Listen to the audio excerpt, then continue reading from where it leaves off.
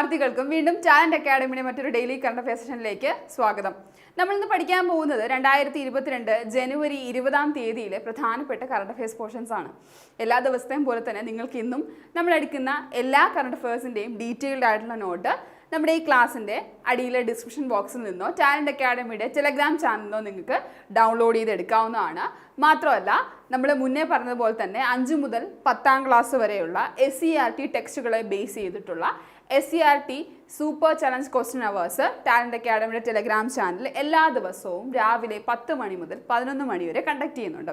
അപ്പോൾ SCERTയിലെ ക്വസ്റ്റ്യൻസ് അല്ലെങ്കിൽ ആ SCERT പാഠപുസ്തകങ്ങൾ കൃത്യമായി പഠിച്ച് അതിനെ ബേസ് ചെയ്തിട്ടുള്ള ക്വസ്റ്റ്യൻസ് ചെയ്യാനായിട്ട് തീർച്ചയായിട്ടും നമ്മുടെ കൂട്ടുകാരെല്ലാം ടാലന്റ് അക്കാഡമിയുടെ ടെലഗ്രാം സന്ദർശിച്ചാൽ മതി. രാവിലെ സമയം മറക്കരുത്, രാവിലെ 10 മണി മുതൽ 11 മണി വരെയാണ്.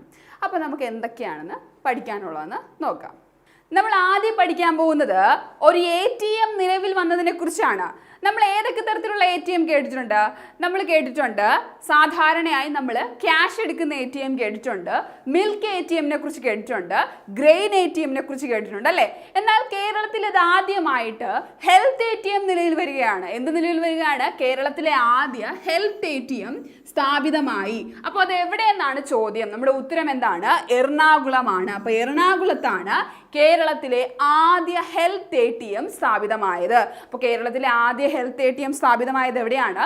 എറണാകുളത്താണ്. ഇനി എറണാകുളത്ത് എന്തിനാണ് അല്ലെങ്കിൽ ആരുടെ നേതൃത്വത്തിൽ എവിടെയാണ് ഈ ഒരു ഹെൽത്ത് ATM സ്ഥാപിതമായെന്ന് നോക്കാം. നമ്മുടെ ആരോഗ്യരംഗത്തെ ഡിജിറ്റലൈസേഷന്റെ ഭാഗമായിട്ടാണ്. അപ്പോൾ ആരോഗ്യരംഗത്തെ ഡിജിറ്റൽ വൽക്കരണത്തിന്റെ ഭാഗമായാണ് എവിടെയാണ് നിലവിൽ വന്നത്? എറണാകുളം ജനറൽ ആശുപത്രിയിലാണ് നിലവിൽ വന്നത്. അപ്പോൾ എന്തിനു വേണ്ടിയാണെന്നുള്ളത് ഒന്നാമത്തെ ചോദ്യം. രണ്ടാമത്തേത് എവിടെ നിലവിൽ വന്നു? എറണാകുളം ജനറൽ ആശുപത്രിയിൽ നിലവിൽ വന്നു. ഇനി അടുത്തത് ആരുടെ നേതൃത്വത്തിൽ നിലവിൽ വന്നു? കൊച്ചിൻ സ്മാർട്ട് മിഷൻ ലിമിറ്റഡിന്റെ നേതൃത്വത്തിലാണ് നിലവിൽ വന്നത്. അപ്പോൾ കൊച്ചിൻ സ്മാർട്ട് മിഷൻ ലിമിറ്റഡിന്റെ നേതൃത്വത്തിലാണ് എറണാകുളം ജനറൽ ആശുപത്രിയിൽ ആരോഗ്യരംഗത്തെ ഡിജിറ്റൽ വൽക്കരണത്തിന്റെ ഭാഗമായിട്ട് കേരളത്തിലെ ആദ്യ ഹെൽത്ത് ATM നിലവിൽ വന്നത്. ഇതൊരു പരീക്ഷണാടിസ്ഥാനത്തിലാണ് നിലവിൽ വന്നത്. അതുകൂടി ഓർത്തിരിക്കുക കേട്ടോ. അപ്പോൾ പരീക്ഷണാടിസ്ഥാനത്തിൽ, അപ്പോൾ ഇതിൻ്റെ പരീക്ഷണാടിസ്ഥാനം എന്ന് പറയുമ്പോൾ ഇത് വിജയിച്ചു കഴിഞ്ഞാൽ കൂടുതൽ ജില്ലകളിലേക്ക് വ്യാപിപ്പിക്കും അല്ലെങ്കിൽ കൂടുതൽ ജില്ലകളിലേക്ക് ഈ ഒരു ATM സ്ഥാപിക്കും. ഇനി എന്തിനാണ് ഇതിൻ്റെ ഒരു പ്രവർത്തനം എന്ന് പറയുമ്പോൾ എങ്ങനെയാണെന്ന് നോക്കാം. സാധാരണയായിട്ട് ഇത് ഈ ഒരു ATM വഴി നമുക്ക് രക്തസമ്മർദ്ദം, ഷുഗർ, അതുപോലെ തന്നെ ECG, ലിപ്പിഡ് പ്രൊഫൈൽ തുടങ്ങിയ ഒട്ടേറെ പരിശോധനകൾ നടത്താനായിട്ട് സാധിക്കും. എങ്ങനെയാണ്? നമ്മുടെ ഈ ഷുഗറൊക്കെ പരിശോധിക്കാനായിട്ട് ബ്ലഡ് സാമ്പിൾസ് ഈ ഒരു ATMയിലോട്ട് നമ്മൾ ഡെപ്പോസിറ്റ് ചെയ്താൽ മതി. അതിനുശേഷം നമ്മുടെ ഈ ഒരു റിസൾട്ട് എന്താണ്, ഈ ടെസ്റ്റ് റിസൾട്ട് ആ ATM വഴി നമുക്ക് ലഭിക്കാനായിട്ട് ഇടയാകും. ഇത് കൈകാര്യം ചെയ്യുന്നത് ആരോഗ്യ പ്രവർത്തകരായിരിക്കും. ഓക്കെ, കൈകാര്യം ചെയ്യുന്ന ആരായിരിക്കും? ആരോഗ്യ പ്രവർത്തകരായിരിക്കും. ഇനി നമ്മൾ പറഞ്ഞു രക്തസമ്മർദ്ദം, ഷുഗർ, ECG, ലിപ്പിഡ് പ്രൊഫൈൽ തുടങ്ങിയ ഒട്ടേറെ പരിശോധനകൾ ചെയ്യാനായിട്ട് സാധിക്കും. അത് മാത്രമല്ല പിന്നെ ടൈഫോയിഡ്, മലേറിയ, ഡെങ്കി തുടങ്ങിയ രോഗങ്ങളുടെ പരിശോധനയും ഈ ഒരു ഹെൽത്ത് ATM വഴി നടത്താനായിട്ട് സാധിക്കും. അപ്പോൾ ഈ ഒരു പാൻഡമിക് സിറ്റുവേഷനിൽ വളരെ വലിയൊരു മാറ്റം കൊണ്ടുവരുന്ന ഒരു ഇനിഷ്യേറ്റീവ് തന്നെയാണ് കേരളത്തിലെ ആദ്യ ഹെൽത്ത് ATM എന്ന് പറയുന്നത്. കാരണം ഹോസ്പിറ്റലിൽ പോകാതെ തന്നെ അല്ലെങ്കിൽ നമുക്ക് മറ്റൊരു സ്ഥലത്ത് ഇതിന് വേണ്ടി ടെസ്റ്റ് ചെയ്യാനായിട്ട് പോകാതെ തന്നെ നമുക്ക് ഹെൽത്ത് ATMs യൂസ് ചെയ്ത് നമുക്ക് എന്ത് ചെയ്യാനായിട്ട് സാധിക്കും? വേഗത്തിൽ നമുക്ക് റിസൾട്ട് അറിയാനായിട്ട് സാധിക്കും. ഓക്കെ, അപ്പോൾ അങ്ങനെ കേരളത്തിലെ ആദ്യ ഹെൽത്ത് ATM നിലയിൽ വന്നത് എവിടെയാണത്? എറണാകുളത്താണ്. ഓക്കെ, അപ്പം നമ്മൾ കേരളത്തിലെ ആദ്യ ഹെൽത്ത് ATM നിലവിൽ വന്നത് എവിടെയാണെന്ന് പഠിച്ചു. അതിൻ്റെ കൂടെ തന്നെ ഇന്ത്യയിലെ ആദ്യ ഹെൽത്ത് ATM നിലവിൽ വന്നത് എവിടെയാണെന്ന് കൂടി നോക്കാം. അതെവിടെയാണ് നിലവിൽ വന്നത്? ലക്നൌവിലാണ്. അപ്പോൾ ലക്നൌവിലെ ചാർബാഗ് റെയിൽവേ സ്റ്റേഷനിലാണ് ഇന്ത്യയിലെ ആദ്യത്തെ ഹെൽത്ത് ATM നിലവിൽ വന്നത്. അപ്പോൾ ഇന്ത്യയിലെ ആദ്യത്തെ ഹെൽത്ത് ATM നിലവിൽ വന്നത് എവിടെയാണ്? ലക്നൌവിലെ ചാർബാഗ് റെയിൽവേ സ്റ്റേഷനിലാണ്. ഇനി മറ്റൊരു കാര്യം കൂടി നമ്മൾ പറഞ്ഞു, PSC അടുത്തായി ചോദിച്ചൊരു ക്വസ്റ്റ്യൻ ആണ്. ഇന്ത്യയിലെ ആദ്യ ധാന്യ ATM അല്ലെങ്കിൽ ഇന്ത്യയിലെ ആദ്യ ഗ്രെയിൻ ATM നിലവിൽ വന്നത് എവിടെയെന്ന് PSC ചോദിച്ചിട്ടുണ്ടായിരുന്നു. അതിന്റെ ആൻസർ എന്താണ്? ഗുരുഗ്രാം. ഇപ്പോൾ വന്നത് എറണാകുളവും ഇന്ത്യയിലെ ആദ്യ ഹെൽത്ത് ATM നിലവിൽ വന്നത് ലക്നൌവിലെ ചാർബാഗ് റെയിൽവേ സ്റ്റേഷനിലാണ്. ഓക്കെ, അടുത്തതായിട്ട് നമ്മൾ ശാസ്ത്ര സാങ്കേതിക മേഖലയിലെ ഒരു വാർത്തയാണ് പഠിക്കാൻ പോകുന്നത്. വളരെ പ്രധാനപ്പെട്ട ഒരു വാർത്ത. 2022 ISROയുടെ ഒരു മിഷനെ കുറിച്ചാണ് നമ്മൾ പഠിക്കാൻ പോകുന്നത്. ആ മിഷനെ കുറിച്ച് പഠിക്കുന്നതിന് മുൻപ് ആ മിഷന് വേണ്ടി സഹായിക്കുന്ന അല്ലെങ്കിൽ ഏത് രാജ്യവുമായി അല്ലെങ്കിൽ ഏത് രാജ്യത്തെ സ്പേസ് ഏജൻസിയുമായി ചേർന്നാണ് ISRO ഈ ഒരു ISROയുടെ മിഷൻ നടത്തുന്നതെന്നാണ് നമ്മൾ ആദ്യം നോക്കാൻ പോകുന്നത്. അപ്പോൾ ആ ഒരു മിഷന്റെ പേര് തൃഷ്ണ എന്നാണ്. ഓക്കെ, അപ്പോൾ ISROയുടെ തൃഷ്ണ പദ്ധതി പദ്ധതിയിൽ സഹായം നൽകുന്ന രാജ്യം ഏതെന്നാണ് നമ്മുടെ ചോദ്യം. ആൻസർ എന്താണ്? ഫ്രാൻസ് ആണ്. അപ്പോൾ ഫ്രാൻസ് ആണ്, ഓപ്ഷൻ സി ഫ്രാൻസ് ആണ് ISROയുടെ തൃഷ്ണ പദ്ധതിയിൽ സഹായം നൽകുന്ന രാജ്യം. ഇനി നമുക്ക് എന്താണ് ഈ തൃഷ്ണ പദ്ധതി എന്ന് നോക്കാം. 2022 ഫ്രഞ്ച് സ്പേസ് ഏജൻസിയുമായി ചേർന്ന് ഭൂമിയുടെ ഉപരിതല താപനിലയെക്കുറിച്ച് പഠിക്കുന്നതിനായി ഇന്ത്യ അല്ലെങ്കിൽ നമ്മുടെ ISRO വിക്ഷേപിക്കുന്ന ഉപഗ്രഹമാണ് തൃഷ്ണ എന്ന് പറയുന്നത്. അപ്പോൾ തൃഷ്ണ എന്തിനാണ്, ആരാണ് വിക്ഷേപിക്കുന്നത്, ആരൊക്കെ ചേർന്നിട്ടാണ്? ISROയും ഫ്രഞ്ച് സ്പേസ് ഏജൻസിയുമായിട്ട് ചേർന്നാണ് തൃഷ്ണ വിക്ഷേപിക്കുന്നത്. ആരാണ് വിക്ഷേപിക്കുന്നത് എന്നുള്ള ചോദ്യം. രണ്ടാമത്തെ ചോദ്യം, എന്തിനു വേണ്ടിയിട്ടാണ് വിക്ഷേപിക്കുന്നത്? ഭൂമിയുടെ ഉപരിതല താപനിലയെക്കുറിച്ച് പഠിക്കുന്നതിനായിട്ടാണ് തൃഷ്ണ വിക്ഷേപിക്കുന്നത്. അപ്പോൾ ഭൂമിയുടെ ഉപരിതല താപനിലയെക്കുറിച്ച് പഠിക്കുന്നതിനായിട്ട് ISRO ഫ്രാൻസ് അല്ലെങ്കിൽ ഫ്രഞ്ച് സ്പേസ് ഏജൻസിയുമായി ചേർന്ന് വിക്ഷേപിക്കുന്ന അല്ലെങ്കിൽ ISROയുടെ ഒരു മിഷൻ അല്ലെങ്കിൽ ആ ഒരു ഉപഗ്രഹമാണ്, വിക്ഷേപിക്കുന്ന ഉപഗ്രഹമാണ് തൃഷ്ണ എന്ന് പറയുന്നത്. ഇത് ഏത് വർഷത്തോടു കൂടിയാണ് ഇത് വിക്ഷേപിക്കാനായിട്ട് എന്താ വിചാരിക്കുന്നത്? 2024 കൂടിയാണ് വിക്ഷേപണം എന്ന് അറിയിച്ചിരിക്കുന്നത്. അപ്പോൾ 2024 കൂടിയാണ് ഇതിൻ്റെ ഒരു വിക്ഷേപണം നടക്കുന്നത്. ഓക്കെ, അപ്പോൾ ഇതിൻ്റെ എന്താ ഈ ഒരു ഉപഗ്രഹം വിക്ഷേപിക്കാനായിട്ടുള്ള പ്രോസസ്സ് സ്റ്റാർട്ട് ചെയ്യുന്നത് 2022 ഓക്കെ, അപ്പോൾ അതുകൊണ്ടാണ് നമ്മൾ 2022 ഫ്രാൻസുമായി ചേർന്നുള്ള പദ്ധതി. അപ്പോൾ ഇത് വിക്ഷേപിക്കുന്നത് 2024 പ്രോസസ്സ് സ്റ്റാർട്ട് ചെയ്യുന്നത് 2022 ഓക്കെ. അതിനുശേഷം അടുത്തൊരു പദ്ധതിയും കൂടെ, ഈ തൃഷ്ണ എന്ന് പറയുന്നത് അതിൻ്റെ ഫുൾ ഫോം എന്ന് പറയുന്നത് thermal infrared imaging satellite for high resolution natural resource assessment എന്നാണ്. ഓക്കെ, അപ്പോൾ അതുകൂടി ഓർത്തിരിക്കുക, thermal infrared imaging satellite for high resolution natural resource assessment. Okay, അപ്പോൾ ഭൂമിയുടെ ഉപരിതലത്തെക്കുറിച്ച് കൂടുതൽ പഠിക്കുന്നതിനായിട്ട്. ഇനി ഇത് മാത്രമാണോ?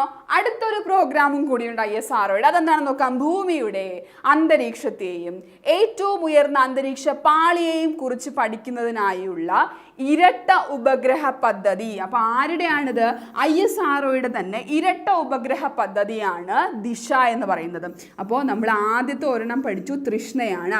ഇത് രണ്ടാമത്തെ ISROയുടെ മിഷനാണ് ദിശ എന്ന് പറയുന്നത്. 450 കിലോമീറ്റർ ഓൾട്ടിറ്റ്യൂഡിൽ ഭൂമിയെക്കുറിച്ചുള്ള കാര്യങ്ങൾ അറിയാനായിട്ടുള്ള ISROയുടെ ഒരു പദ്ധതിയാണ് ദിശ എന്ന് പറയുന്നത്. ഓക്കെ, അപ്പോൾ നമ്മളിവിടെ ഏറ്റവും ഓർത്തിരിക്കേണ്ട കാര്യം എന്ന് പറയുന്നത് ഒരു ഇരട്ട ഉപഗ്രഹ പദ്ധതിയാണ്. ഓക്കെ, 2 ഉപഗ്രഹങ്ങളാണ് ഇതിനു വേണ്ടി വിക്ഷേപിക്കാനായിട്ട് ISRO തീരുമാനിച്ചിരിക്കുന്നത്. അപ്പോൾ എന്തിനു വേണ്ടിയിട്ടാണ്?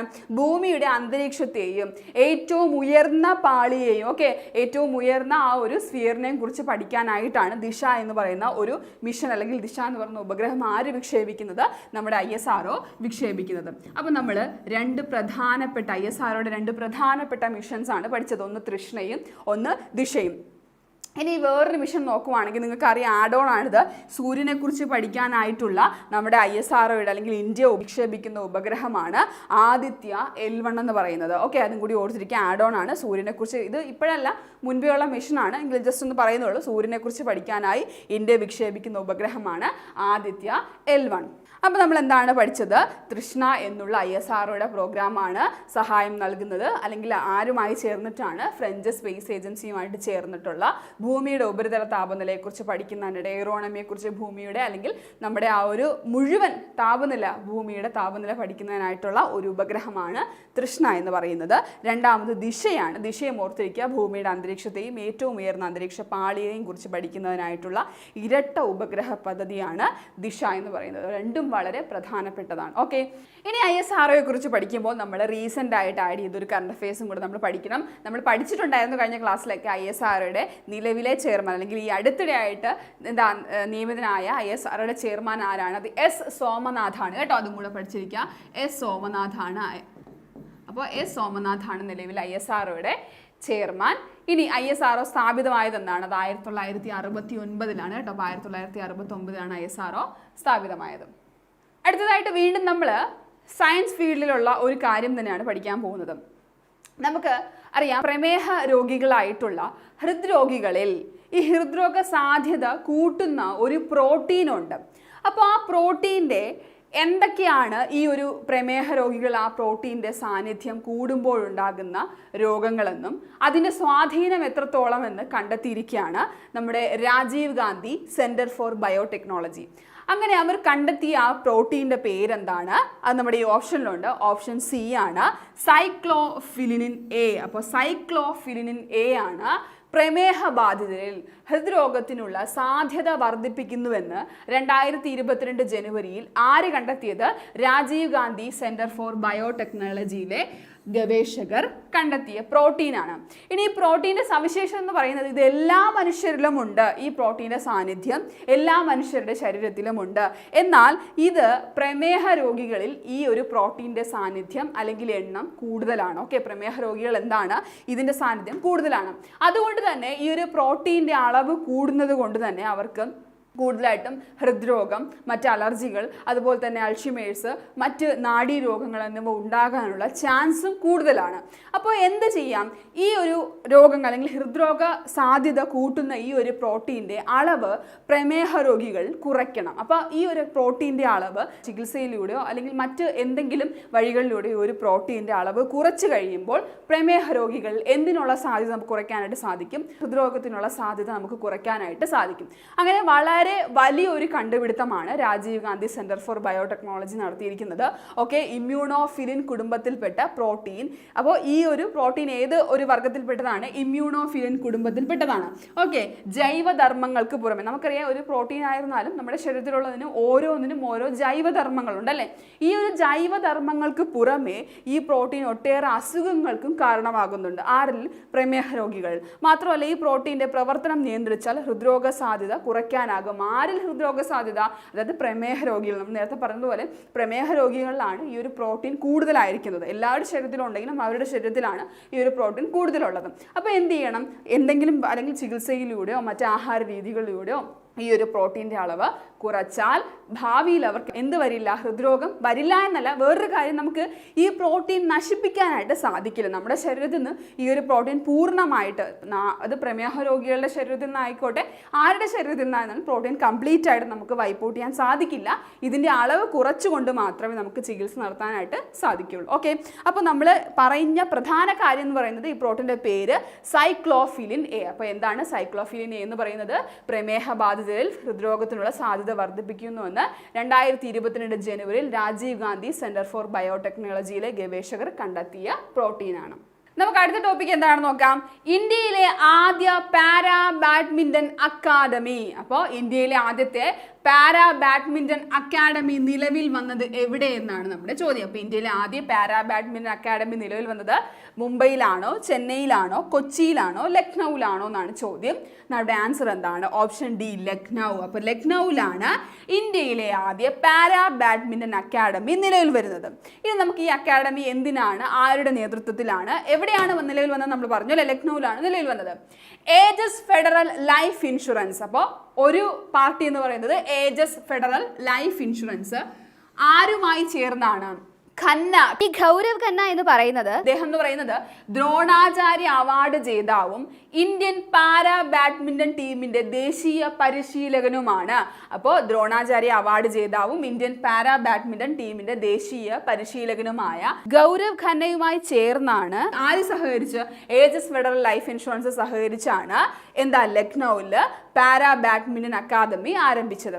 അപ്പോൾ നമുക്കറിയാം ഈ കഴിഞ്ഞ ടോക്കിയോ പാരാലിമ്പിക്സിൽ ഇന്ത്യയിലെ കായിക താരങ്ങൾ വളരെ ഉജ്ജ്വലമായ പ്രകടനമാണ് കാഴ്ചവെച്ചത്. അപ്പോൾ അവർക്ക് ഇനി അടുത്ത 2024 പാരീസ് പാരാലിമ്പിക്സിലേക്ക് ഈ കായിക താരങ്ങളെ അല്ലെങ്കിൽ പങ്കെടുക്കുന്ന ആ ഒരു അടുത്ത പാരാലിമ്പിക്സിൽ പങ്കെടുക്കുന്ന കായിക താരങ്ങളെ പരിശീലിപ്പിക്കാനുള്ള ഒരു ഹോട്ട്സ്പോട്ടായിട്ട് 4 കോർട്ടുകളോടെ സജ്ജീകരിച്ചിരിക്കുന്ന ഈ ഒരു അക്കാഡമി പ്രവർത്തിക്കും. ഹോട്ട്സ്പോട്ട് എന്ന് പറയുന്നത് അതായത് ഏറ്റവും കൂടുതൽ ഇവരെ സഹായിക്കാനായിട്ടുള്ള എല്ലാ സജ്ജീകരണങ്ങളും, ആധുനിക സജ്ജീകരണങ്ങളും ഒരുക്കിയാണ് ലക്നൌവിൽ ഇന്ത്യയിലെ ആദ്യത്തെ പാരാ ബാഡ്മിന്റൺ അക്കാഡമി നിലവിൽ വന്നത്. ഓക്കെ, അപ്പോൾ വളരെ പ്രധാനപ്പെട്ടൊരു പോയിന്റാണ്. അപ്പോൾ നമുക്കറിയാം പാരാലിമ്പിക്സിൽ ഇന്ത്യയുടെ ഈ കഴിഞ്ഞ ടോക്കിയോ പാരാലിമ്പിക്സിൽ ബാഡ്മിന്റൺ വിഭാഗത്തിൽ ഇന്ത്യക്ക് വേണ്ടി മെഡൽ നേടിയ 2 പേരെ നമുക്ക് നോക്കാം. മെഡൽ എന്ന് പറയുമ്പോൾ സ്വർണ്ണ മെഡൽ നേടിയത് 2 വിഭാഗത്തിലായിട്ട്. ഒന്ന് പ്രമോദ് ഭഗത്താണ് SL3 വിഭാഗത്തിലും, മറ്റൊന്ന് കൃഷ്ണനാഗരമാണ് SH6 വിഭാഗത്തിലും. അങ്ങനെ 2 വിഭാഗങ്ങളിലായി 2 സ്വർണ്ണ മെഡലുകളാണ് ഈ കഴിഞ്ഞ ടോക്കിയോ പാരാലിമ്പിക്സിൽ ഇന്ത്യക്ക് ബാഡ്മിന്റൺ ഫീൽഡിൽ ഇന്ത്യക്ക് ലഭിച്ചത്. ഓക്കെ, മാത്രമല്ല സ്വർണ്ണ മെഡൽ മാത്രമല്ല വെള്ളിയും വെങ്കലവും കൂടി ലഭിച്ചിരുന്നു. നമ്മൾ സ്വർണ്ണ മെഡൽ മാത്രമേ പറഞ്ഞിട്ടുണ്ടായിരുന്നുള്ളൂ. അപ്പോൾ ഓർത്തിരിക്കുമല്ലോ. അപ്പോൾ ഈ ഒരു ഇന്ത്യയിലെ ഉജ്ജ്വലമായ പ്രകടനത്തിന് ശേഷമാണ് ഇനി വരുന്ന പാരാലിമ്പിക്സിൽ, അതായത് 2024 പാരീസ് പാരാലിമ്പിക്സിൽ ഇതിനേക്കാളും കൂടുതലൊരു പ്രകടനം ഇന്ത്യ കാഴ്ചവെക്കാനായിട്ട് നമ്മുടെ കായിക താരങ്ങളെ പ്രോത്സാഹിപ്പിക്കാനും പരിശീലനം നൽകാനുമായിട്ടൊക്കെ ഇന്ത്യയിലെ ആദ്യ പാരാ ബാഡ്മിൻ്റൺ അക്കാഡമി ലക്നൌവിൽ ഇനാഗുറേറ്റ് ചെയ്തത്. ഓക്കെ, ഇനി നമ്മളൊരു തമിഴ് ചിത്രത്തെക്കുറിച്ചാണ് പഠിക്കാൻ പോകുന്നത്. ഈ ചിത്രം നിങ്ങൾക്ക് എല്ലാം അറിയാവുന്ന ഒരു ചിത്രമാണ്, ജയ് ഭീം. അപ്പോൾ ജയ് ഭീമിന് എന്താണ് ലഭിച്ചത്, എന്ത് നേട്ടമാണ് നേടിയെന്ന് നോക്കാം. 2022 ജനുവരിയിൽ ഓസ്കാറിൻ്റെ ഔദ്യോഗിക യൂട്യൂബ് ചാനലിൽ ഉൾപ്പെടുത്തിയ ആദ്യ തമിഴ് ചിത്രമാണ് ജയ് ഭീം എന്ന് പറയുന്നത്. അപ്പോൾ സൂര്യ പ്രധാന വേഷത്തിലെത്തിയ ജയ് ഭീമാണ് ഓസ്കാറിൻ്റെ ഔദ്യോഗിക യൂട്യൂബ് ചാനലുണ്ട്. അപ്പോൾ ആ ഒരു യൂട്യൂബ് ചാനലിൽ ഏത് വിഭാഗത്തിലാണ്, സീൻ അറ്റ് ദി അക്കാദമി വിഭാഗത്തിലാണ് 12 മിനിറ്റ് ദൈർഘ്യമുള്ള ഈ സിനിമയുടെ ഭാഗങ്ങൾ ചിത്രീകരിക്കാനായിട്ട് ഇടയായത്. അപ്പോൾ ഇത് ഏറ്റവും കൂടുതൽ പ്രാധാന്യം അർഹിച്ച, അല്ലെങ്കിൽ നമുക്ക് പഠിക്കാനായിട്ട് ഇടയായ കാര്യം, ആദ്യമായാണ് ഒരു തമിഴ് ചിത്രത്തിൻ്റെ വിവിധ സീനുകൾ ഓസ്കാറിൻ്റെ ഔദ്യോഗിക യൂട്യൂബ് ചാനലിൽ ഉൾപ്പെടുത്തിയത്. ഈ ഒരു 12 മിനിറ്റ് ദൈർഘ്യമുള്ള വീഡിയോയിൽ ഈ ഒരു ചിത്രത്തിൻ്റെ ജയ് ഭീമിൻ്റെ സംവിധായകനായ TJ ജ്ഞാനവേല് സിനിമയെക്കുറിച്ചുള്ള കാര്യങ്ങൾ, അതായത് നമുക്കറിയാം ഇതൊരു ഒറിജിനൽ ഇൻസിഡൻറ്റ് പിന്നീട് സിനിമയായതാണ് അല്ലേ, ഈ ഒരു സിനിമയായിട്ട് മാറിയതാണ്. അപ്പോൾ എന്തൊക്കെയാണ് ആ ഒരു ഇൻസിഡൻറ്റിന് പിറകിലുള്ള കാര്യങ്ങൾ, എന്നൊക്കെക്കുറിച്ച് സിനിമ എടുക്കാനുണ്ടായ അനുഭവങ്ങളെ തുടങ്ങിയ കാര്യങ്ങളെക്കുറിച്ചുള്ള ചെറിയൊരു വിവരണവും ഇതിൻ്റെ സംവിധായകൻ നൽകുന്നുണ്ട്. ഓക്കെ, അപ്പം ഓർത്തിരിക്കുമല്ലോ, ഓസ്കാറിൻ്റെ ഔദ്യോഗിക യൂട്യൂബ് ചാനലിൽ ഉൾപ്പെടുത്തിയ ആദ്യ തമിഴ് ചിത്രം ഏതാണത്, ജയ് ഭീമാണ്. അടുത്തതായിട്ട് നമ്മൾ പഠിക്കാൻ പോകുന്നത് ഇന്തോനേഷ്യയെക്കുറിച്ചാണ്. ഇന്തോനേഷ്യയുടെ തലസ്ഥാനത്തിനൊരു പുതിയ പേര് ലഭിച്ചിരിക്കുകയാണ്, അല്ലെങ്കിൽ ഇന്തോനേഷ്യക്ക് ഒരു പുതിയ തലസ്ഥാനം ലഭിച്ചിരിക്കുകയാണ്. പുതിയ തലസ്ഥാനം മാറ്റാനുള്ള, അല്ലെങ്കിൽ ജക്കാർത്തയിൽ നിന്ന് പുതിയ തലസ്ഥാനത്തിലേക്ക് മാറ്റുക എന്നുള്ള തീരുമാനം 2019 തന്നെ പ്രസിഡന്റ് ജോക്കോ വിഡോഡോ പ്രഖ്യാപിച്ചതാണ്. നമ്മളത് മുൻപൊക്കെ നമ്മൾ പഠിച്ചപ്പോൾ ജക്കാർത്ത എന്ന് പറയാൻ കാരണം എന്ന് പറയുന്നത് ഒഫീഷ്യലി അത് പാർലമെന്റ് അംഗീകരിച്ചിട്ടില്ലായിരുന്നു. അതുകൊണ്ടാണ് ഇന്തോനേഷ്യയുടെ തലസ്ഥാനം ജക്കാർത്ത എന്ന് തന്നെ പറഞ്ഞത്. എന്നാൽ 2019 പല കാരണങ്ങൾ കൊണ്ട്, കാലാവസ്ഥാ വ്യതിയാനം കൊണ്ടും ഒക്കെ ഈ ഒരു ജക്കാർത്ത, ഇന്തോനേഷ്യയുടെ മുൻപത്തെ തലസ്ഥാനമായിരുന്ന ജക്കാർത്ത മുങ്ങുകയാണ്. ഓക്കെ, അപ്പോൾ അത് കാരണം ഈസ്റ്റ് കളിമന്തൻ പ്രവിശ്യയിലോട്ടാണ് ഈ പുതിയ തലസ്ഥാനം ഇന്തോനേഷ്യ മാറ്റിയിരിക്കുന്നത്. അപ്പോൾ ഈസ്റ്റ് കളിമന്തനിലോട്ട് ഈ നമ്മുടെ സർക്കാർ, അതായത് ഈ ക്യാപിറ്റൽ സിറ്റിയിൽ സെറ്റപ്പ് ചെയ്തിരുന്ന സർക്കാർ സ്ഥാപനങ്ങളും മറ്റു കാര്യങ്ങളും ഒക്കെ ഇവർ മാറ്റിയിട്ടുണ്ടായിരുന്നു. ഇപ്പോൾ പാർലമെന്റ് അംഗീകരിക്കുകയും ചെയ്തു. അങ്ങനെ ഈ മാറ്റിയിട്ടുള്ള, അല്ലെങ്കിൽ തലസ്ഥാനത്തിന് ഒരു പുതിയ പേരും കഴിഞ്ഞ ദിവസം ഇന്തോനേഷ്യ നൽകിയിട്ടുണ്ടായിരുന്നു. അപ്പോൾ ആ പേരാണ് നമ്മൾ നോക്കാൻ പോകുന്നത്. അങ്ങനെ 2022 ജനുവരിയിൽ തെക്കുകിഴക്കൻ ഏഷ്യൻ രാജ്യമായ ഇന്തോനേഷ്യയുടെ പുതിയ തലസ്ഥാനത്തിന് നൽകിയ പേരാണ് നുസാൻതാര. അപ്പോൾ എന്താണ് നുസാൻതാര? ദ്വീപ് സമൂഹം എന്ന് അർത്ഥം വരുന്ന പേരാണ് നുസാൻതാര. അപ്പോൾ ഇനി നമ്മൾ പഠിക്കും ഇന്തോനേഷ്യയുടെ തലസ്ഥാനം ഏതാണ്, അത് നുസാൻതാരയാണ്. 2024 കൂടി തലസ്ഥാന മാറ്റം പൂർത്തിയാകും കേട്ടോ. അപ്പോൾ 2024 കൂടിയേ ഈ പ്രോസസ്സ് കംപ്ലീറ്റ് ആകത്തുള്ളൂ. ഓക്കെ, അതിനുശേഷം ജാവ ദ്വീപിലെ കിഴക്കൻ കളിമന്തൻ പ്രവിശ്യയിലാണ്, നമ്മൾ പറഞ്ഞിട്ടുണ്ടായിരുന്നു ഈസ്റ്റ് കളിമണ്ടനിലോട്ടാണ് മാറ്റിയത്.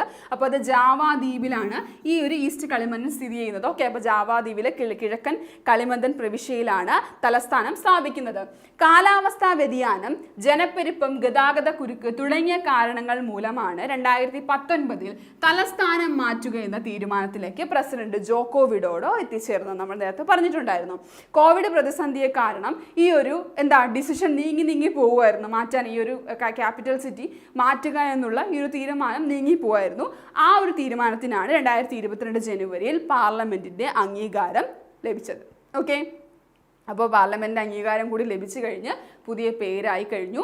അതിനുശേഷം 2024 നടപടികളെല്ലാം പൂർത്തീകരിച്ചു കഴിഞ്ഞാൽ ഇന്തോനേഷ്യയുടെ പുതിയ തലസ്ഥാനമായി ഏത് മാറും? നുസാൻതാര മാറും. ഓക്കെ, അപ്പോൾ നമ്മൾ ഇന്തോനേഷ്യയുടെ പ്രസിഡന്റ് നമ്മൾ പഠിച്ചല്ലോ, ജോക്കോ വിഡോഡോയാണ്. ഇന്തോനേഷ്യയുടെ ക്യാപിറ്റൽ നുസാൻതാരയാണ്. അടുത്തതായിട്ട് നമ്മൾ പഠിക്കാൻ പോകുന്നത് കേരളത്തിലുള്ള ഒരു വാർത്ത തന്നെയാണ്. വീണ്ടും പഠിക്കാൻ പോകുന്നത് കേരളവുമായി ബന്ധപ്പെട്ടിട്ടുള്ള ഒരു വാർത്ത.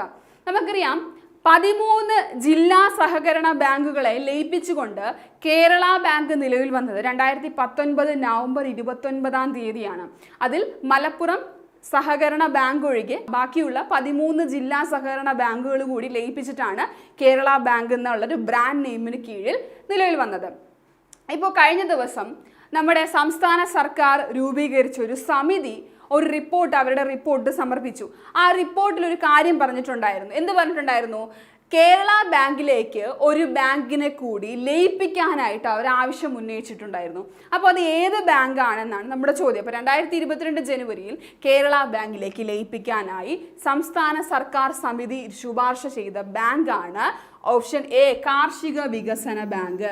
അപ്പോൾ കാർഷിക വികസന ബാങ്കിനെയാണ് കേരള ബാങ്കിലേക്ക് ലയിപ്പിക്കാനായിട്ട് നമ്മുടെ ഈ ഒരു സംസ്ഥാന സർക്കാർ സമിതി ശുപാർശ ചെയ്തത്. കാരണം കേരള ബാങ്കിന് ചെറിയ ഡെറ്റ് ക്രൈസിസ് നേരിടുന്നത് കൊണ്ട് തന്നെ ഈ കാർഷിക വികസന ബാങ്ക് എന്ന് പറയുന്നത് കുറച്ച് അല്ലാതെ തന്നെ കുറച്ച് പ്രോഫിറ്റബിൾ ആയിട്ടുള്ള കുറച്ച് ബാങ്കുകളുണ്ട്.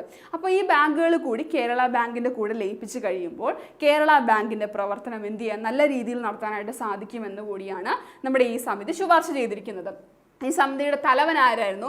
ഡോക്ടർ ആർ ശശികുമാർ ചെയർമാനായ സമിതിയാണ് ഈ ഒരു റിപ്പോർട്ട് സമർപ്പിച്ചത്. ഈ റിപ്പോർട്ടിൽ പറയുന്ന മറ്റൊരു കാര്യം, പ്രാഥമിക കാർഷിക ഗ്രാമ വികസന ബാങ്കുകളുടെ അപ്പെക്സ് ബാങ്കായ സംസ്ഥാന ബാങ്കിനെ കേരള ബാങ്കിന്റെ ഭാഗമാക്കിയതാണ് നമ്മളിപ്പോൾ പറയുന്നത് കേട്ടോ.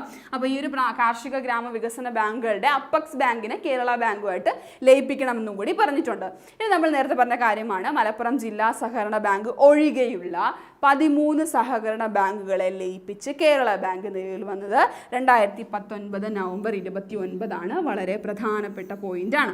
ഇനി ഈ ഒരു കേരള ബാങ്കിന്റെ ആദ്യ CEO ആരായിരുന്നു? PS രാജനാണ്. അപ്പോൾ ആദ്യ CEO ആരാണ്? PS രാജനാണ്. ഓക്കെ, അപ്പോൾ ഈ കേരള ബാങ്കിന്റെ ഭാഗമാക്കാനായിട്ട് അല്ലെങ്കിൽ ലയിപ്പിക്കാനായിട്ട് സംസ്ഥാന സർക്കാർ സമിതി ശുപാർശ ചെയ്ത ബാങ്ക് കാർഷിക വികസന ബാങ്കാണ് കേട്ടോ. ഇന്ന് നമ്മൾ നമ്മുടെ സംസ്ഥാന മോട്ടോർ വകുപ്പിന്റെ നേതൃത്വത്തിൽ നടക്കുന്ന ഒരു പദ്ധതിയാണ് പഠിക്കാൻ പോകുന്നത്.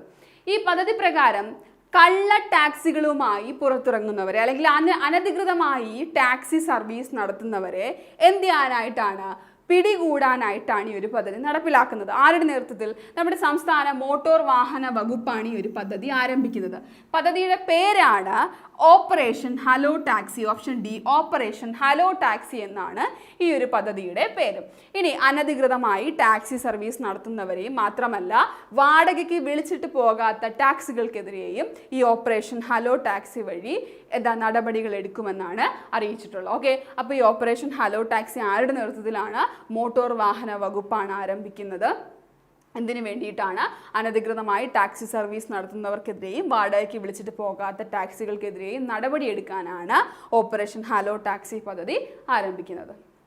അടുത്തതായിട്ട് നമ്മൾ പഠിക്കാൻ പോകുന്നത് കായിക മേഖലയിലെ ഒരു വിരമിക്കൽ പ്രഖ്യാപനത്തെക്കുറിച്ചാണ്.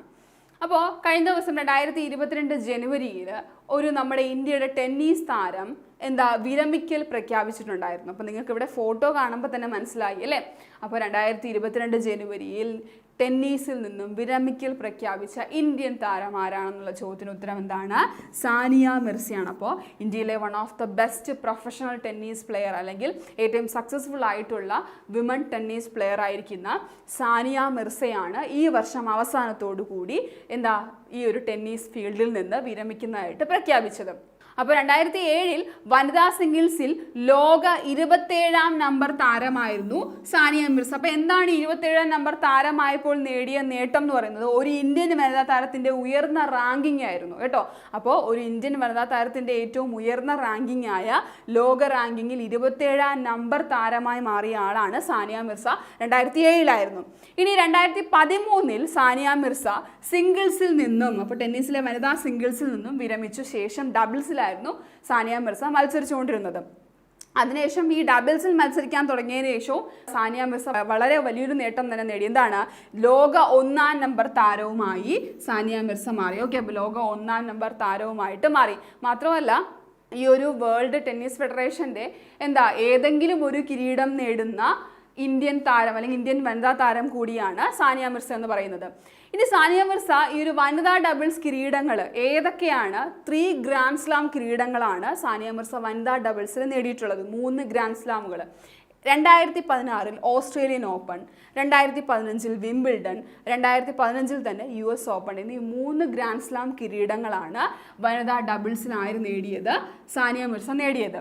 അതിനുശേഷം മിക്സഡ് ഡബിൾസിൽ നേടിയ കിരീടങ്ങൾ Australian open 2009 Australian open, 2012 French open, 2014 US open. വനിതാ ഡബിൾസിലും അതുപോലെ തന്നെ മിക്സഡ് ഡബിൾസിലും 3 ഗ്രാൻഡ് സ്ലാം കിരീടങ്ങൾ വീതം നേടിയ വ്യക്തിയാണ് ആര്? സാനിയ മിർസ എന്ന് പറയുന്നത്. അപ്പോൾ നിങ്ങൾ ഓർത്തിരിക്കുമല്ലോ, ഡബിൾസിൽ Australian open, Wimbledon, US open. Mixed ഡബിൾസിൽ Australian open, French open and US open. അപ്പോൾ നമ്മുടെ സാനിയ മിർസയാണ്. നമ്മൾ നേരത്തെ പറഞ്ഞ പോലെ വളരെ പ്രഗത്ഭയായ ഇന്ത്യയുടെ ടെന്നീസ് താരമാണ് സാനിയ മിർസ. സാനിയ മിർസയാണ് ഈ വർഷം അവസാനത്തോടു കൂടി ടെന്നീസിൽ നിന്നും വിരമിക്കൽ പ്രഖ്യാപിച്ചത്. അടുത്തത് നമ്മൾ പഠിക്കാൻ പോകുന്നത് നമ്മുടെ ഒരു ഇന്ത്യൻ താരത്തിൻ്റെ നേട്ടത്തെക്കുറിച്ചാണ്. ഓസ്ട്രേലിയൻ ബിഗ് ബാഷ് 2020 ലീഗ് ക്രിക്കറ്റിൽ, അതായത് 2021-22 സീസണിൽ കളിക്കുന്ന ആദ്യ ഇന്ത്യക്കാരൻ ആരാണ്? ഉന്മുക് ചന്ദാണ്. അപ്പോൾ ഓപ്ഷൻ സി ഉന്മുക് ചന്ദാണ് ഓസ്ട്രേലിയൻ ബിഗ് ബാഷ് 2020 ലീഗ് ക്രിക്കറ്റിൽ കളിക്കുന്ന ആദ്യ ഇന്ത്യക്കാരൻ കേട്ടോ. അപ്പോൾ ആദ്യ ഇന്ത്യക്കാരാണ്. അപ്പോൾ ഈ ബിഗ് ബാഷ് 2020 എന്ന് പറയുന്നത് ഒരു പ്രൊഫഷണൽ മെൻസ് 2020 ഡൊമസ്റ്റിക് ക്രിക്കറ്റ് കോമ്പറ്റീഷനാണ്. അപ്പോൾ ഓസ്ട്രേലിയയിലുള്ള തന്നെ ഒരു പ്രൊഫഷണൽ മെൻസ് 2020 ആണ് ഈ ബിഗ് ബാഷ് 2020 എന്ന് പറയുന്നത്. ഓക്കെ, അപ്പോൾ അതിലാണ് കളിക്കുന്ന ആദ്യ അല്ലെങ്കിൽ അതിൽ മത്സരിക്കുന്ന ആദ്യ ഇന്ത്യക്കാരനായിട്ട് ഉന്മുക് ചന്ദ് മാറിയത്. ഇദ്ദേഹം എന്ന് പറയുന്നത് മുൻപ് ഇന്ത്യ അണ്ടർ-19 വേൾഡ് കപ്പ് നേടിയപ്പോൾ അതിലൊരു ടീം മെമ്പർ കൂടിയായിരുന്നു ഉന്മുക് ചന്ദ് എന്ന് പറയുന്നത്. ഓക്കെ, അപ്പോൾ ഉന്മുക് ചന്ദ് എന്താണ്? ഓസ്ട്രേലിയൻ ബിഗ് ബാഷ് 2020 ലീഗ് കളിക്കുന്ന ആദ്യ ഇന്ത്യക്കാരൻ ആരാണ്? അത് ഉന്മുക് ചന്ദാണ്. ഇനി നമ്മളൊരു നിര്യാണ വാർത്തയാണ് പഠിക്കാൻ പോകുന്നത്. അപ്പോൾ അന്തരിച്ച വ്യക്തിയെക്കുറിച്ച് പഠിക്കുന്നതിന് മുമ്പ് അദ്ദേഹവുമായി ബന്ധപ്പെട്ട ഒരു പുസ്തകമാണ് നമ്മൾ നോക്കാൻ പോകുന്നത്. താഴെ പറയുന്നവയിൽ ഏത് പുസ്തകവുമായാണ് പ്രശസ്ത ഭാഷാശാസ്ത്രജ്ഞനായ CJ റോയ് ബന്ധപ്പെട്ടിരിക്കുന്നത്? അപ്പോൾ നമ്മൾ പഠിക്കാൻ പോകുന്നത് പ്രശസ്ത ഭാഷാശാസ്ത്രജ്ഞനായ CJ റോയുടെ നിര്യാണത്തെക്കുറിച്ചാണ്. അപ്പോൾ ഇദ്ദേഹത്തിന് ഈ താഴെ പറയുന്ന ഈ 4 പുസ്തകങ്ങളിൽ ഏതോ ഒരു പുസ്തകവുമായി ബന്ധമുണ്ട്. എന്താണ് ആ ബന്ധം നമുക്ക് പിന്നെ പഠിക്കാം. ആദ്യം നോക്കാം. കേരള പാണിനീയം. നമുക്കറിയാം കേരള പാണിനീയം രചിച്ചത് AR രാജരാജവർമ്മയാണ് അല്ലേ. അപ്പോൾ AR രാജരാജവർമ്മയുടെ കേരള പാണിനീയം എന്ന പുസ്തകം ഇംഗ്ലീഷിലേക്ക് ട്രാൻസ്ലേറ്റ് ചെയ്ത വ്യക്തിയാണ് ആര്? CJ റോയ് എന്ന് പറയുന്നത്. അപ്പോൾ നോക്കാം. 2022 ജനുവരിയിൽ അന്തരിച്ച പ്രശസ്ത ഭാഷാശാസ്ത്രജ്ഞ പണ്ഡിതനാണ് CJ റോയ് എന്ന് പറയുന്നത്. നമ്മൾ നേരത്തെ പറഞ്ഞ പോലെ AR രാജരാജവർമ്മയുടെ കേരള പാണിനീയം ഇംഗ്ലീഷിലേക്ക് വിവർത്തനം ചെയ്ത വ്യക്തി കൂടിയാണ് CJ റോയ് എന്ന് പറയുന്നത്. ഇദ്ദേഹത്തിൻ്റെ ചില പ്രധാന കൃതികൾ കൂടി നോക്കാം. വാക്കുകൾ പൂക്കുന്ന പൂമരം, സ്വപ്നങ്ങളുടെ സന്ധ്യ, പുതിയ മുഖങ്ങൾ, ഭാഷാദർശനം, ഭൂമിയുടെ ഗന്ധം. അപ്പോൾ ഇദ്ദേഹത്തിൻ്റെ ചില പ്രധാന കൃതികൾ മാത്രമാണ് നമ്മൾ പറഞ്ഞിരിക്കുന്നത്. അദ്ദേഹത്തിൻ്റെ പേര് ഓർക്കുക, CJ റോയ് ആണ്. ഇദ്ദേഹം ഏത് പുസ്തകവുമായിട്ടാണ് ബന്ധപ്പെട്ടിരിക്കുന്നത്? കേരള പാണിനീയം എന്നുള്ള AR രാജരാജവർമ്മയുടെ ഈ ഒരു കേരള പാണിനീയം പുസ്തകമാണ് ഇംഗ്ലീഷിലേക്ക് ഇദ്ദേഹം വിവർത്തനം ചെയ്തത്. ഇദ്ദേഹം വളരെ പ്രശസ്തനായ ഒരു ഭാഷാ പണ്ഡിതൻ കൂടിയാണ്. ഓക്കെ, പേരെന്താണത്? CJ റോയ്. അപ്പോൾ ഇത്രയാണ് 2022 ജനുവരി 20 നമുക്ക് പഠിക്കാനുള്ള പ്രധാനപ്പെട്ട കറണ്ട് അഫയേഴ്സ് പോർഷൻസ്. നമുക്ക് നമ്മുടെ വേഗത്തിൽ റാപ്പിഡ് റിവിഷനിലേക്ക് പോകാം. ആദ്യം എന്താണ് പഠിച്ചത്? 2022 ഫ്രാൻസുമായി ചേർന്ന് ഭൂമിയുടെ ഉപരിതല താപനിലയെക്കുറിച്ച് പഠിക്കുന്നതിനായി ഇന്ത്യ വിക്ഷേപിക്കുന്ന ഉപഗ്രഹമാണ് തൃഷ്ണ. അതിൻ്റെ കൂടുതൽ നമ്മൾ പറഞ്ഞിട്ടുണ്ടായിരുന്നു ISROയുടെ ഇരട്ട ഉപഗ്രഹ പദ്ധതിയാണ് ദിശ എന്നും പറഞ്ഞു അല്ലേ. ഇനി പ്രമേഹ ബാധിതരിൽ ഹൃദ്രോഗത്തിനുള്ള സാധ്യത വർദ്ധിപ്പിക്കുന്നുവെന്ന് 2022 ജനുവരിയിൽ രാജീവ് ഗാന്ധി സെന്റർ ഫോർ ബയോടെക്നോളജിയിലെ ഗവേഷകർ കണ്ടെത്തി പ്രോട്ടീനാണ് ഏത്? സൈക്ലോഫിലിൻ A എന്ന് പറയുന്നത്. ഇനി മൂന്നാമത് നോക്കാം. ഓസ്ട്രേലിയൻ ബിഗ് ബാഷ് 2020 ലീഗ് ക്രിക്കറ്റിൽ കളിക്കുന്ന ആദ്യ ഇന്ത്യക്കാരനാണ് ഉന്മുക് ചന്ദ്. 2022 ജനുവരിയിൽ ടെന്നീസിൽ നിന്നും വിരമിക്കൽ പ്രഖ്യാപിച്ച ഇന്ത്യൻ താരമാണ് സാനിയ മിർസ. 2022 ജനുവരിയിൽ അന്തരിച്ച പ്രശസ്ത ഭാഷാശാസ്ത്ര പണ്ഡിതനാണ് CJ റോയ്. 2022 ജനുവരിയിൽ ഇന്ത്യയിലെ ആദ്യ പാരാ ബാഡ്മിന്റൺ അക്കാദമി നിലയിൽ വരുന്നത് ലക്നൌവിലാണ്. 2022 ജനുവരിയിൽ ഓസ്കാറിന്റെ ഔദ്യോഗിക യൂട്യൂബ് ചാനലിൽ ഉൾപ്പെടുത്തിയ ആദ്യ തമിഴ് ചിത്രം ജയ് ഭീമാണ്. 2022 ജനുവരിയിൽ തെക്കു കിഴക്കൻ ഏഷ്യൻ രാജ്യമായ ഇന്തോനേഷ്യയുടെ പുതിയ തലസ്ഥാനത്തിന് നൽകിയ പേരെന്താണ്? നുസാൻതാര. കള്ള ടാക്സികളുമായി പുറത്തിറങ്ങുന്നത് പിടികൂടാനായിട്ട് നമ്മുടെ മോട്ടോർ വാഹന വകുപ്പ് ആരംഭിക്കുന്ന പദ്ധതിയാണ് ഓപ്പറേഷൻ ഹലോ ടാക്സി. ഇനി കേരള ബാങ്കിലേക്ക് ലയിപ്പിക്കാനായി സംസ്ഥാന സർക്കാർ സമിതി ശുപാർശ ചെയ്ത ബാങ്ക് ഏതാണ്? അത് കാർഷിക വികസന ബാങ്കാണ്. ഇനി കേരളത്തിലെ ആദ്യ ഹെൽത്ത് ATM സ്ഥാപിതമായത് എറണാകുളത്താണ്. നമുക്കിനി ഇന്നത്തെ ക്വസ്റ്റ്യനിലേക്ക് പോകാം. 2022 ജനുവരിയിൽ പൊട്ടിത്തെറിച്ച നാവികസേനയുടെ യുദ്ധക്കപ്പൽ എന്നാണ് ചോദ്യം. ഓപ്ഷൻ INS വിശാഖപട്ടണമാണോ, അതോ B INS വിക്രാന്ത് ആണോ, C INS വിശാലാണോ, D INS Ranveer ആണോ? നിങ്ങൾ കറക്റ്റ് ആയിട്ടുള്ള ആൻസർ കമൻറ്റ് ചെയ്യാൻ മറക്കരുത്. അടുത്ത നമുക്ക് ക്വസ്റ്റ്യനിലേക്ക് പോകാം. തിരമാലകൾക്കൊപ്പം ഉയർന്നു പോകുന്ന സംസ്ഥാനത്തെ ആദ്യ ഫ്ലോട്ടിംഗ് ബ്രിഡ്ജ് നിലവിൽ വന്നത്? A Kochi, B Alappuzha, C Kasaragod, D Kozhikode. നമ്മൾ കഴിഞ്ഞ ദിവസം പഠിച്ച ഫാക്റ്റാണ്, ഉറപ്പായിട്ടും നിങ്ങൾക്ക് അറിയായിരിക്കും. ആൻസർ കമൻറ്റ് ചെയ്യാനായിട്ട് മറക്കല്ലേ. നമുക്കിനി കഴിഞ്ഞ ദിവസത്തെ ക്വസ്റ്റ്യൻ്റെ ആൻസറിലേക്ക് പോകാം. Rebels against the Raj western fighters for India's freedom എന്ന പുസ്തകം രചിച്ചത്? ഇതിൻ്റെ ആൻസർ എന്തായിരുന്നു? ഓപ്ഷൻ സി രാമചന്ദ്ര ഗുഹ. അപ്പോൾ രാമചന്ദ്ര ഗുഹയാണ് rebels against Raj western fighters for India's freedom എന്ന പുസ്തകം രചിച്ചത്. ഫ്യൂഗോ അഗ്നിപർവ്വതം സ്ഥിതി ചെയ്യുന്നത് എവിടെയെന്നാണ് നമ്മുടെ ചോദ്യമായിരുന്നത്. Option B Guatemala. ഗ്വാട്ടിമാലയിലാണ് ഫ്യൂഗോ അഗ്നിപർവ്വതം സ്ഥിതി ചെയ്യുന്നത്. അപ്പോൾ നമ്മൾ 2022 ജനുവരി 20-ാം തീയതിയിലെ പ്രധാനപ്പെട്ട കറണ്ട് അഫയേഴ്സ് ആണെന്ന് പഠിച്ചത്. തീർച്ചയായിട്ടും നിങ്ങൾ ഇതിൻ്റെ നോട്ട്സ് ഡൗൺലോഡ് ചെയ്തെടുത്ത് പഠിക്കാനായിട്ട് ശ്രമിക്കുക. മാത്രമല്ല നമ്മൾ ചോദിച്ച ക്വസ്റ്റ്യൻസിന് ആൻസറും കമൻറ്റ് ചെയ്യുമല്ലോ. നമുക്കിനി പുതിയ കറണ്ട് അഫയേഴ്സുമായിട്ട് അടുത്ത ദിവസം കാണാം.